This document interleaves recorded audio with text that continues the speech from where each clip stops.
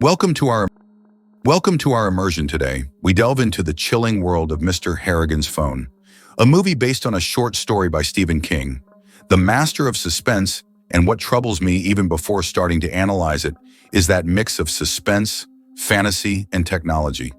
It's as if King had anticipated something. Ready to delve into the darkness?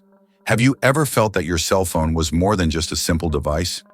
Prepare yourselves because this immersion will make you rethink your relationship with technology, without a doubt. Let's start at the beginning. Mr. Harrigan's Phone introduces us to Craig, a boy who befriends a mysterious businessman, John Harrigan. Their relationship strengthens through books and an unexpected gift, an iPhone for Mr. Harrigan. That detail is crucial. It marks a generational clash in their relationship with technology. Mr. Harrigan initially rejects the phone almost with fear, while for Craig it's something natural. I'm fascinated by how King creates that contrast from the beginning. Then the story takes an unexpected turn. After Mr. Harrigan's death, Craig places the iPhone in the pocket of the deceased's suit, and then he receives a message from Mr. Harrigan's number, a message from beyond. This is where the story grabs you. Can technology connect with death? A bridge to the other side. The movie plays with that uncertainty, with that fear of the unknown, as if the phone transformed into a ghostly portal. And the most terrifying thing is that Craig starts using it to talk to Mr. Harrigan. He asks him to make those who have hurt him disappear, and his wishes are granted, but with a terrible price. Their king touches our darkest desires. It's true. Revenge, justice, control. And he warns us that power has a price that can destroy you. It's as if the phone were a magic lamp. It's perverse. It grants a wish in exchange for something. But in exchange, you sacrifice your peace of mind, or even your soul. It's an idea that King explores with mastery and guilt. Craig is trapped in a spiral of guilt that gnaws at him from the inside. He tries to free himself from the phone, from its influence, from the darkness he has unleashed. It's an internal struggle between good and evil, a recurring theme in King's work. The phone becomes a temptation, a symbol of corruption, and as a viewer, it makes you wonder, what would you do if you had that power in your pocket? Would you be able to resist? And speaking of perspectives, there's a detail that intrigues me. There could be a cultural connection in how we perceive death, technology, and the supernatural. It's a very interesting question. Exploring different cultures can enrich our understanding of the story. Perhaps in Spanish culture, with its rich tradition of folklore and mysticism, we can find parallels that shed new light on the film. I'm fascinated by the idea that culture can influence how we interpret a story so laden with symbolism. Imagine for a moment the Galician Santa Campagna, a procession of lost souls. There could be an echo of those legends in the way Craig perceives Mr. Harrigan's presence through the phone, a connection with him beyond, filtered by popular beliefs. It's an idea that sends chills down your spine, as if ancient legends merge with modern technology to create a new form of terror. And that leads us to the next source. We could establish a connection between Craig's use of the phone and those attempts by YouTubers to influence the behavior of the online audience. In both cases, a response and action from the receiver is sought, on very different scales. But if we think about it, both Craig and the YouTubers seek to manipulate, to influence the behavior of the other side. And that idea leads us to a disturbing reflection. What is the limit of influence? Where does persuasion end and manipulation begin? And what if the power of suggestion could transcend the screen, the phone, reality itself? A chill runs down my spine just thinking about it. It's as if King were warning us about a future where technology blurs the boundaries of what is possible, where the line between life and death, reality and fantasy becomes dangerously fragile.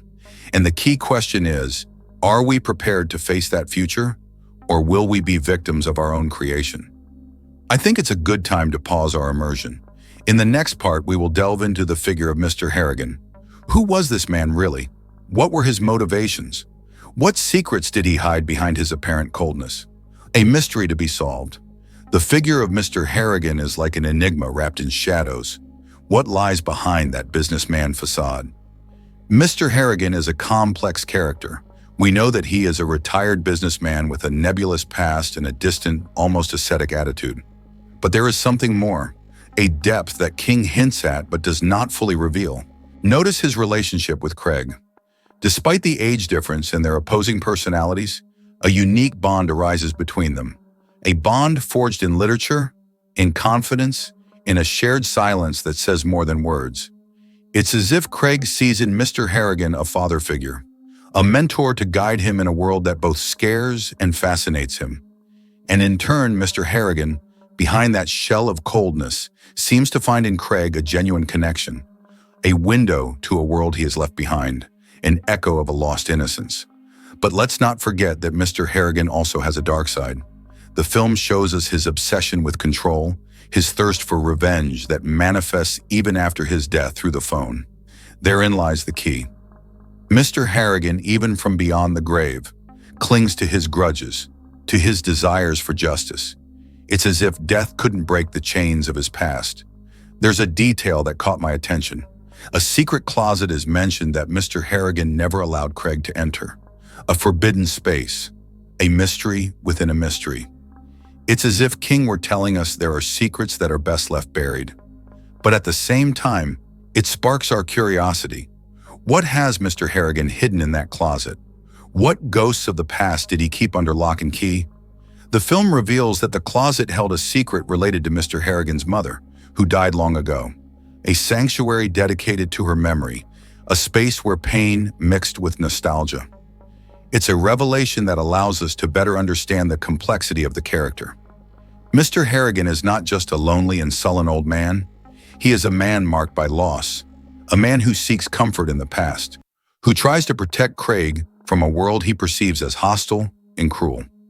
And speaking of dangers, we cannot ignore the role of the iPhone in this story. It's as if the phone amplified Mr. Harrigan's darkest desires, transforming them into a malevolent force that escapes all control. The phone acts as a catalyst, as a tool that allows Mr. Harrigan's will to materialize in the real world, even after death. But what does that tell us about technology? Is it really neutral, or can it influence our behavior, our desires, pushing us towards the abyss? That is the big question that the film poses to us. Are we the owners of technology, or is technology the one that owns us? To what extent are we willing to give up our power, our will, our own soul? It's a disturbing question, especially in this digital age in which we live, where we are constantly connected, where the line between reality and the virtual becomes increasingly blurred, and where the ghosts of the past can return to haunt us through the screen of a phone. Precisely, Mr. Harrigan's phone confronts us with our fears, our temptations, the fragility of our own existence in a world dominated by technology. It forces us to ask ourselves who we are in this new world and what we are willing to sacrifice for a little power, for a little control, for a little revenge. Mr. Harrigan's death is a turning point in Craig's life. It forces him to mature suddenly, to face the darkness of the world and his own weaknesses. And the guilt of that shadow that pursues him pushes him to seek a redemption that seems impossible. Exactly, Craig feels responsible for the deaths that seem to be connected to his calls to Mr. Harrigan. He blames himself for having unleashed a force that he cannot control, a force that consumes him from within. And in that desperate search for answers, Craig decides to return to his hometown. It's as if he were trying to return to innocence, a time before the phone, before Mr. Harrigan, before the darkness. But the shadow of the past is long, and some secrets cannot be left behind. I think it's a good time to pause and reflect on what we've seen so far. In the next part, we will analyze the ending of the story. Will Craig manage to free himself from the phone and from Mr. Harrigan's influence? Will he find the redemption he seeks? We resume our investment in Mr. Harrigan's phone with Craig back in his hometown, looking for answers in the place where it all began. A journey to his roots, but also to the depths of himself. Craig seeks atonement, a way to free himself from the weight of the past. I recall that Craig feels responsible for the deaths that followed his calls to Mr. Harrigan. He is consumed by guilt, the uncertainty of whether he unleashed an evil force that he can no longer control. He faces the question that haunts us all. Are we responsible for the unexpected consequences of our actions, even when we act without malice? Craig tries to break that connection with the beyond by getting rid of the phone that ties him to Mr. Harrigan and the darkness that pursues him. But there are ties that are not broken so easily. The past always leaves traces, echoes that resonate in the present. And it is on that journey back to the past that Craig discovers a new facet of Mr. Harrigan. He finds the secret closet, the one that held memories of his deceased mother, an intimate space forbidden to the world. There, Craig glimpses Mr. Harrigan's vulnerability, his pain for the loss, his inability to let go of the past. That revelation humanizes Mr. Harrigan, stripping him of that image of a cold and relentless man. We see him as a human being marked by suffering, clinging to the ghosts of those who are gone. It's as if King invites us to look beyond appearances, to understand the hidden motivations that move people, even in their darkest acts. Craig, upon discovering this secret, seems to better understand Mr. Harrigan, his inner demons, the root of his obsession with control and revenge. And that understanding leads him to a crucial point. He must confront his own mistakes, his responsibility in the chain of events that the phone unleashed. Craig decides to visit Mr. Harrigan's grave. He seeks forgiveness, liberation, a closure to that spiral of guilt that consumes him. It is a symbolic act. He faces death in the memory of the man who guided him and dragged him into darkness.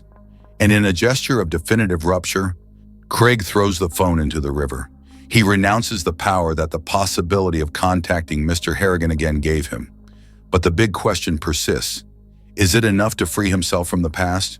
Can he escape the consequences of his actions, the shadow of death that haunts him?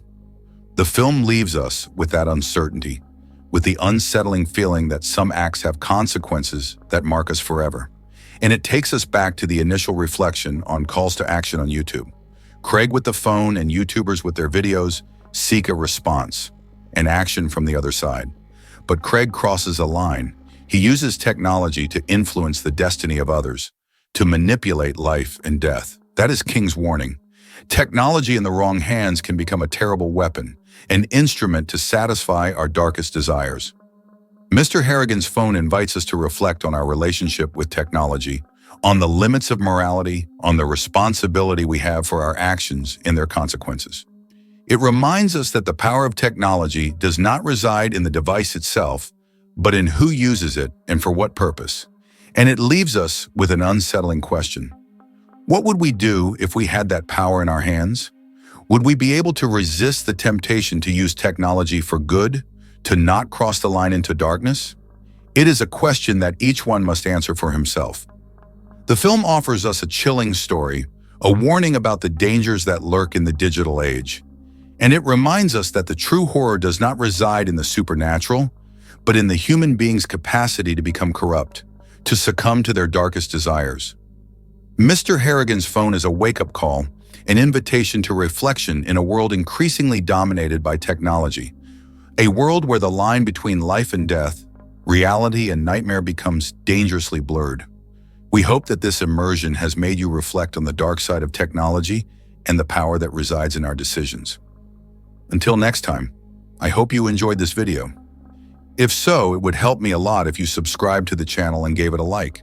And don't forget to leave a comment. I love reading your opinions and suggestions to continue creating content that you like. And remember, the next time you pick up your phone, think carefully about what you want, about the price you are willing to pay, and about the consequences that